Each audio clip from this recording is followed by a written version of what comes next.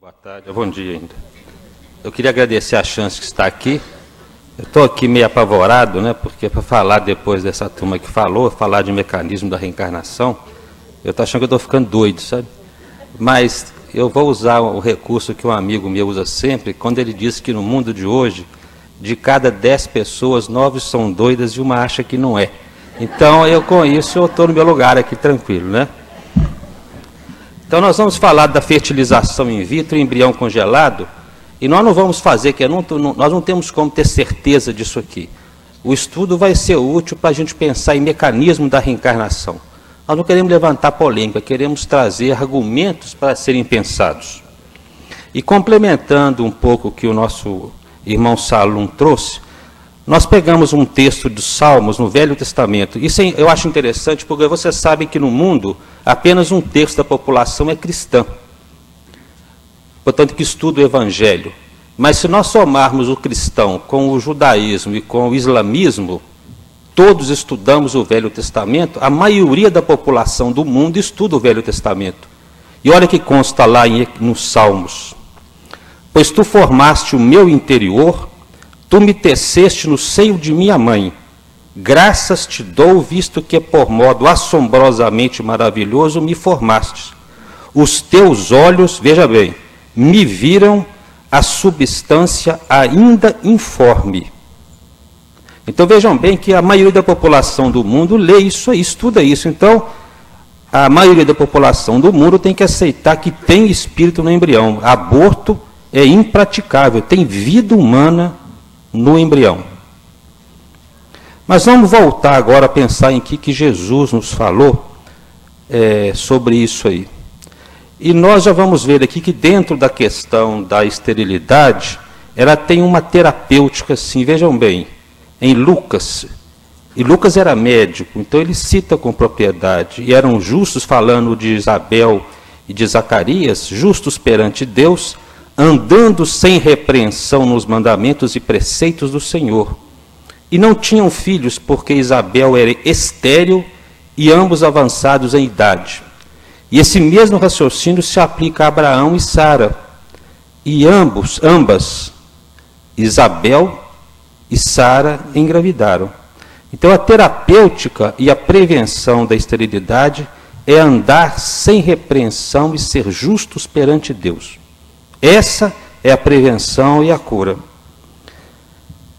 Mas nós vamos ver também aqui o que Maria diz ao anjo anunciador, porque para Deus, afirma o anjo, nada é impossível. Disse então Maria, eis aqui a serva do Senhor, cumpra-se em mim segundo a tua palavra.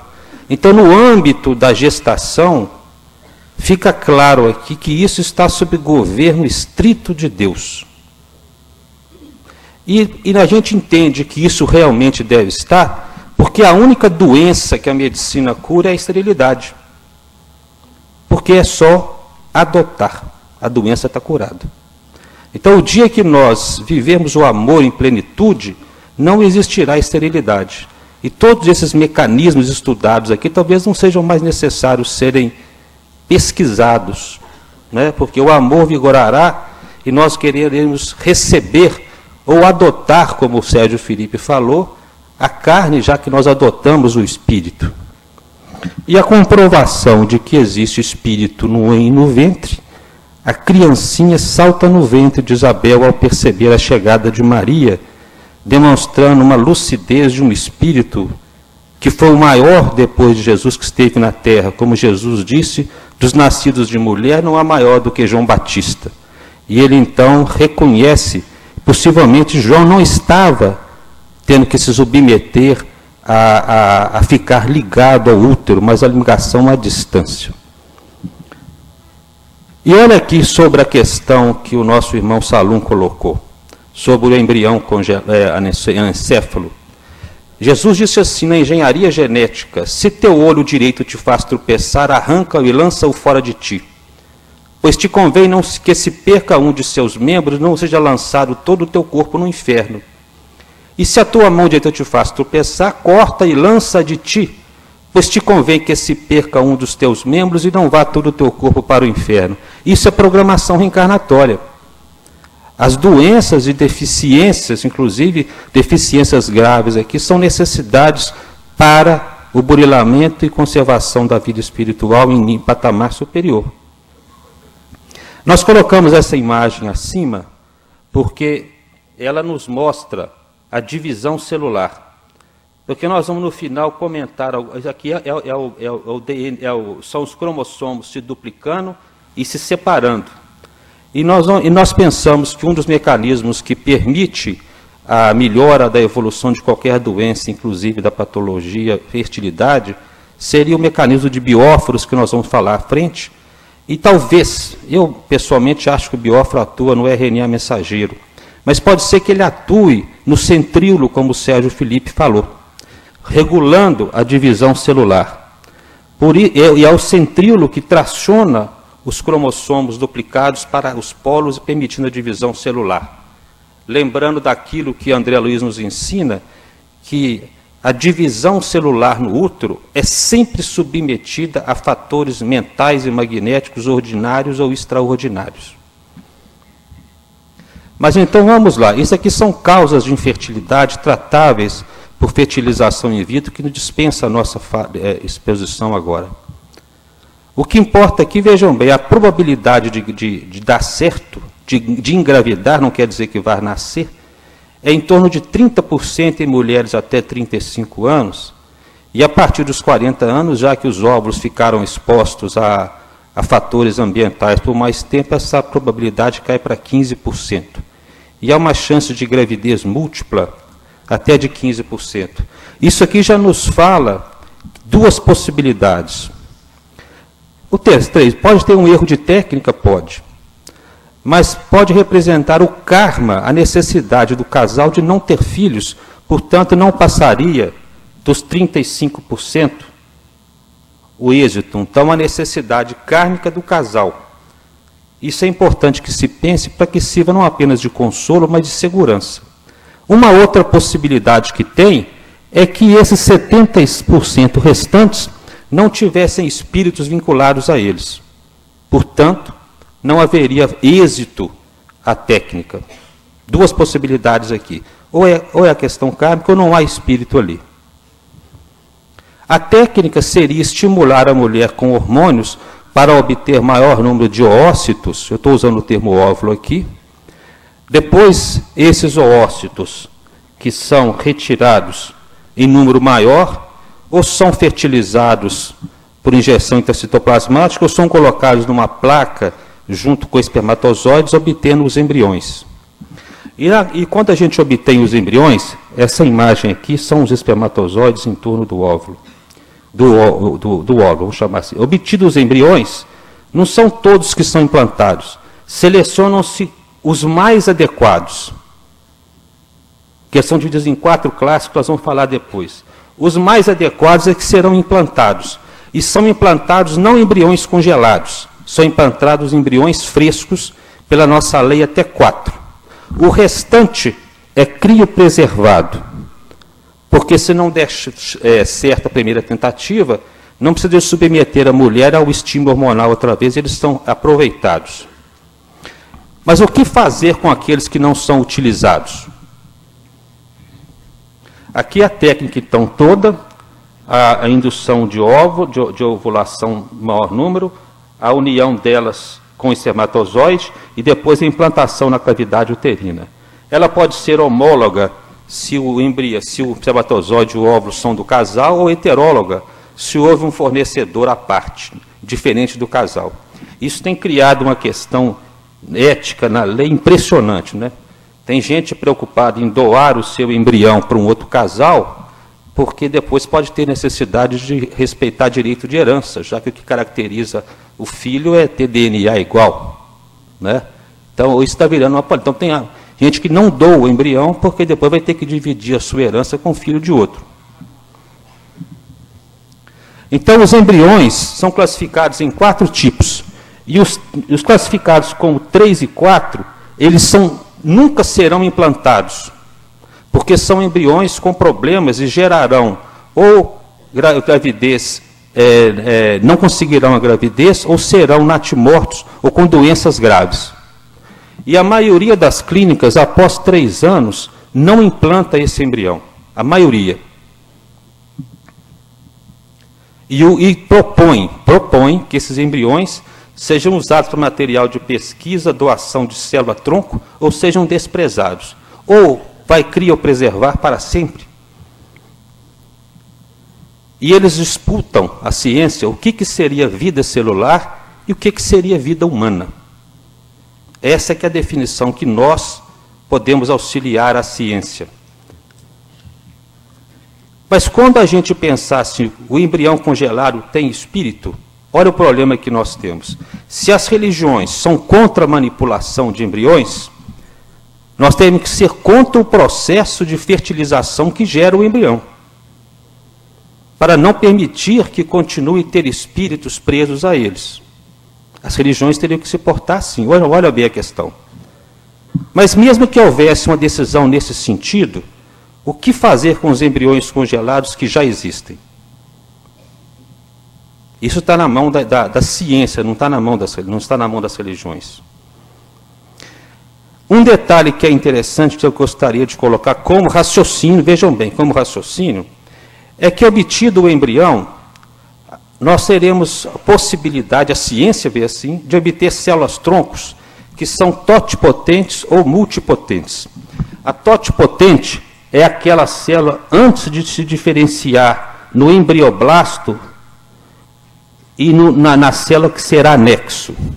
Porque depois de alguns dias, a divisão celular faz com que uma parte do zigoto, do ovo formado que se dividiu, uma parte se diferencia em anexo, vai ser placenta, e a outra parte se diferencia em embrião, que vai ser o ser. E nós sabemos que o embrioblasto, ele é capaz de gerar um ser humano inteiro. O embrioblasto é capaz de gerar um ser humano inteiro. Agora vamos julgar a ideia de Kardec aqui. Vou repetir mais ou menos o que o Sérgio falou. Ele fala assim, a união da alma ao corpo começa na concepção, mas só se completa por ocasião do nascimento. Desde o instante da concepção, o espírito designado para habitar certo corpo, a esse se liga por um laço fluídico. Então ele afirma que se liga na concepção. Mas depois ele fala assim, quando uma criança, aqui ó, tem que nascer vital, está predestinada a sempre a ter uma alma. Quando tem que nascer vital. Então ele está dizendo aqui que às vezes não há espírito designado para ela.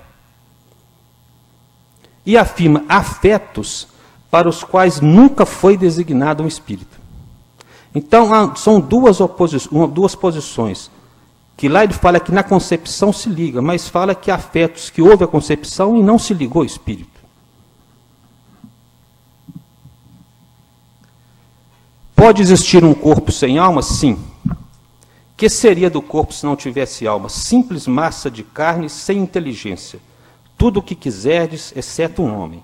Mas ele avisa, comete crime quem tirar a vida em qualquer fase da gestação. E ainda fala uma coisa, a união do espírito a certo corpo, que se lhe torne castigo, pode ser imposta. Então será que é um castigo para o espírito estar ligado a um feto, a um embrião congelado? Então veja bem que a fala de Kardec nos deixa uma série de dúvidas. Pode ter embrião sem espírito, pode ter embrião obrigado a ficar ligado ao corpo. Como é que a gente resolve isso? Então eu vou trazer uns raciocínios que nós trouxemos aqui. Olha o que André Luiz fala. Que existe gestação sem espírito. Segue o molde mental da mãe. Quer dizer, o que serve de controlador celular é a mente dos pais. A mente materna impregna as células reprodutivas com elevada porcentagem de atração magnética, conseguindo ligar-se ao espermatozoide e formar um embrião frustrado, que se desenvolve na medida de intensidade do pensamento materno, que opera impactos sucessivos, condicionando as células do aparelho reprodutor, que respondem segundo os princípios de automatismo e reflexão. Então veja bem que André Luiz afirma que o que comandou então o campo celular do embrião foi a mente da mãe ou do pai ou até do médico. E não há espírito encarnando ali. E a gravidez pode ir à frente, ele não cita até que ponto, mas pode ir à frente. Não há espírito ligado ali. Ele cita que são mães em processo expiatório do centro genésico. Vejam bem a estrutura do DNA.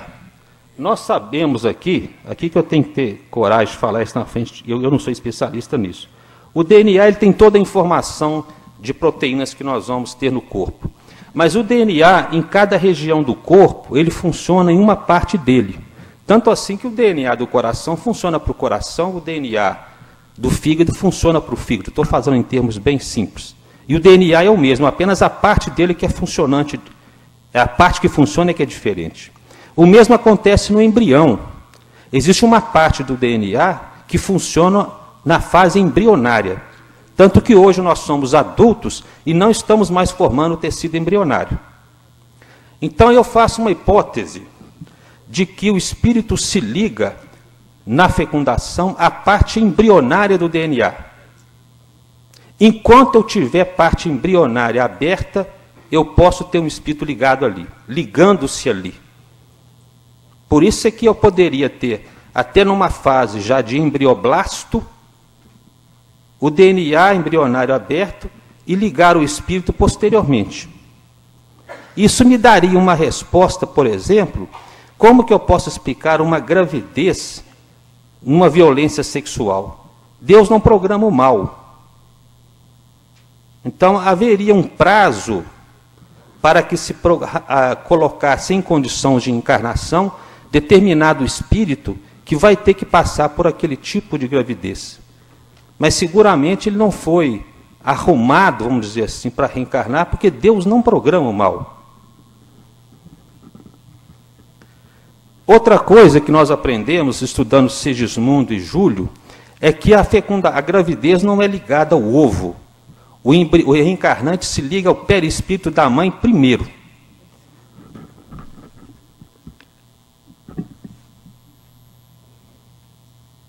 Mas eu tive um tempo menor, então, né? Que o programado era um 35. Então fala que o embrião, o reencarnante se liga ao perispírito da mãe. Não há ligação direta ao ovo. A mãe fica mediunizada, a gravidez é um fenômeno mediúnico. Posteriormente, é que ele vai se ligar ao ovo. E talvez diante disso, mesmo os embriões de laboratório que serão implantados e que darão certo, não teriam espíritos ligados a ele. Porque eles se ligarão ao perispírito materno e, posteriormente, na fase de embrioblasto, ao embrião que está sendo formado. Olha a fala de André Luiz sobre a reencarnação de Sigismundo. As forças masculina e feminina formavam agora uma só, convertendo-se em tênue foco de luz. Alexandre, que é o mentor, toca o ovo, mantendo-se em serviço da divisão da cromatina. Cromatina é o conjunto de DNA, de cromossomos. Então, ele divide a célula, divide o cromossomo, e, em seguida, ele ajusta Sigismundo. Vejam bem, então, que a ligação de Sigismundo ao ovo ocorreu já depois de haver a divisão celular. Sigismundo que se interpenetrava no perispírito materno. Então, tem que ter ligação ao perispírito da mãe, e o embrião não se ligou na concepção, exatamente, mas já houve uma divisão de cromatina. Embriões congelados são ligados a espíritos imobilizados no plano espiritual? É uma teoria, né? Isso é uma teoria de alguns autores. Mas isso aqui seria uma forma de estigmatizar quem tivesse filhos dessa maneira. E eu pergunto, quem estuda encarnação, não reencarnação, para que a gente encarna? Se lá no plano espiritual eu tenho braço, perna, olho, cabeça, eu ando, eu tenho que comer, eu tenho que beber, eu vou encarnar para quê? Então, um dos motivos dos vários tipos de reencarnação, não tem muita lógica ficar ligado um espírito desse a uma célula, 4 células a 8 células. Outros dizem que fica ligado à distância, mas eu só li isso em espírito muito evoluído. Nós temos que estar ligados e viver dentro do útero e revisar a filogênese. E alguns dizem, Mas André Luiz fala que está estudando o estado mental das células. Portanto, o embrião, a célula, o ovo teria mente. Não, aquilo se refere à célula do corpo astral, não à célula do corpo físico. Nós já falamos de bióforo. A terapêutica incluiria todos esses aspectos que já foram citados aqui.